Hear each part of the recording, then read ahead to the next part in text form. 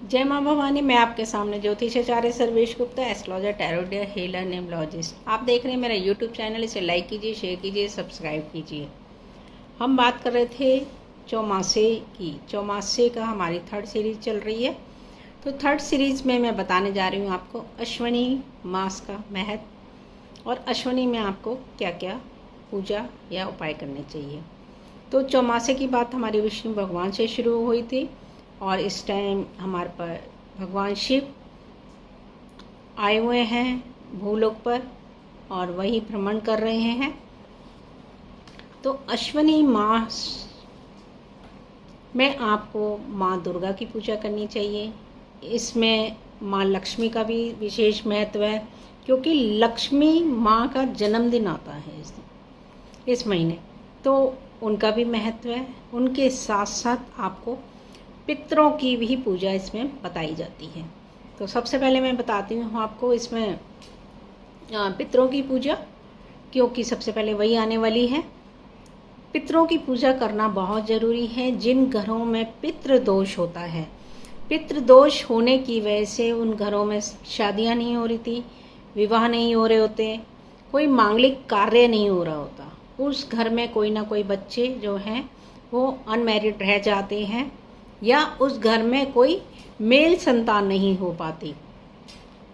पितृदोष के कारण आप सभी घर के लोग इकट्ठे नहीं बैठ पाते। ये पितृदोष के बहुत सारे अलग अलग जो हैं योग होते हैं, तो मैं उनमें से कुछ योगों की बात कर रही हूँ, सबकी नहीं कर रही हूँ।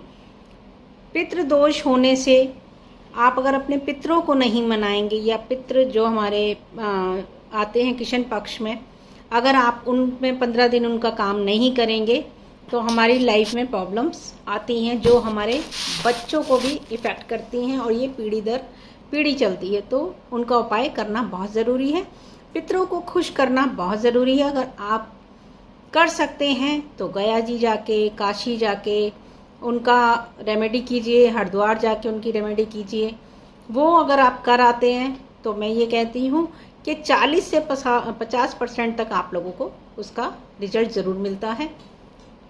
उसके बाद अपने पास मावस आती है हर महीने की, उस मावस पे उपाय कीजिए, गाय को चारा खिलाइए। तो ये हमारे को पितरों को खुश करने की रेमेडी है। पितरों को खुश करने के साथ साथ बहुत से लोग मुझे ये भी पूछते हैं कि भाई पितरों की घर में फ़ोटो लगानी चाहिए या नहीं लगानी चाहिए। मेरा मानना है पितरों की फ़ोटो घर में नहीं लगानी चाहिए, कि किसी अगर सोल को आप रिलीज़ ही नहीं करोगे तो वो कैसे यहाँ से जाएगी, है ना। तो आप पितरों को या अपने पूर्वजों को अपने मन में धारण कीजिए ना। आप मानसिक रूप से उनको देखिए, मानसिक रूप से ही उनको श्रद्धा भावना से याद कीजिए। लेकिन हाँ, उनके नाम का आप भोजन, उनके नाम का कपड़ा, उनके नाम का छाता, उनके नाम के चप्पलें ज़रूर दान करा करें। पितरों के दिन में खासकर जब श्राद्ध आते हैं तो इन 15 दिन में ये वाला काम करना बहुत ज़रूरी है। और उन्हीं दिनों में आता है माँ लक्ष्मी की पूजा। एक दिन होती है अष्टमी वाले दिन, जिस दिन 8वां श्राद्ध होता है अष्टमी का, उस दिन माँ लक्ष्मी की भी पूजा की जाती है।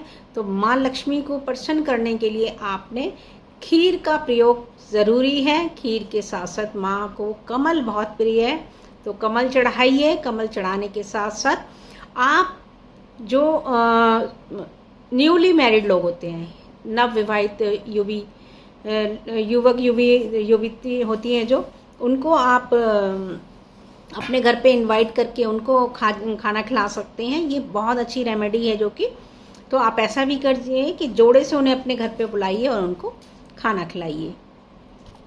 माँ लक्ष्मी को प्रसन्न करने के लिए माँ लक्ष्मी का मंत्र भी करना बहुत ज़रूरी है, माला ज़रूर कीजिएगा।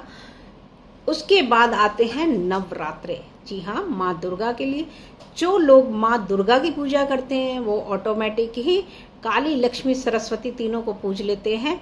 तो माँ दुर्गा को खुश करने के लिए नवरात्रों में एक और मैं लोगों का भ्रम दूर करना चाहती हूँ यहाँ पर, कि लोग नवरात्रे का महत्व नहीं समझते। वो दिन में पूजा कर लेते तो उनको लगता है पूजा हो गई। नहीं, नवरात्रे का ही मतलब है कि रात में पूजा करना। दिन में आप जोत बत्ती कीजिए, आप जो पाठ करना चाहते हैं कीजिए, लेकिन रात को ज़रूर कीजिए। रात को आप कभी भी करें, रात्रि का मतलब है 8 बजे के बाद या 7 बजे के बाद, जब अंधेरा हो जाता है उसके बाद पूजा कीजिए। पहर, जो लोग बहुत ज़्यादा पूजा पाठ करना चाहते हैं या जिन लोगों की ज़्यादा श्रद्धा है वो पहर के हिसाब से भी कर सकते हैं। पहला पहर, दूसरा पहर, तीसरा पहर, 4 पहर होते हैं हमारे रात्रि में, तो उनके हिसाब से भी पूजा कर सकते हैं। तो माँ दुर्गा को खुश करने के लिए आपके पास 9 दिन आते हैं। 9 दिन अगर आप विधिवत पूजा करते हैं, उसके बाद छोटी छोटी कन्याओं को अपने घर बुला के अगर भोजन कराते हैं और उनको कोई गिफ्ट देते हैं, गिफ्ट देने के साथ साथ आप उनके चरणों को हाथ लगाते हैं, उनके चरणों को अगर धुलवाते भी हैं पानी से, उस पानी को आप गंगा जल या माँ के चरणों का अमृत पी करके या सोचकर अगर आप पीते हैं तो उससे भी हमारी नेगेटिव एनर्जी दूर होती है। तो ये मैंने बताया कि आपको अश्विनी के महीने में किस किस की पूजा करनी चाहिए। तो वो उसमें मैंने बताया सबसे पहले पितरों की पूजा, फिर माँ लक्ष्मी की पूजा, फिर नवरात्रों की पूजा। अब बात करेंगे कि लक्ष्मी माँ का जो हमने कोई अगर मंत्र लेना चाहता है तो वो मुझे कमेंट बॉक्स में लिख कर ले सकता है। अगर आपको मेरी वीडियो पसंद आ रही हैं तो मुझे आप एक कमेंट ज़रूर कीजिएगा, मुझे अच्छा लगेगा।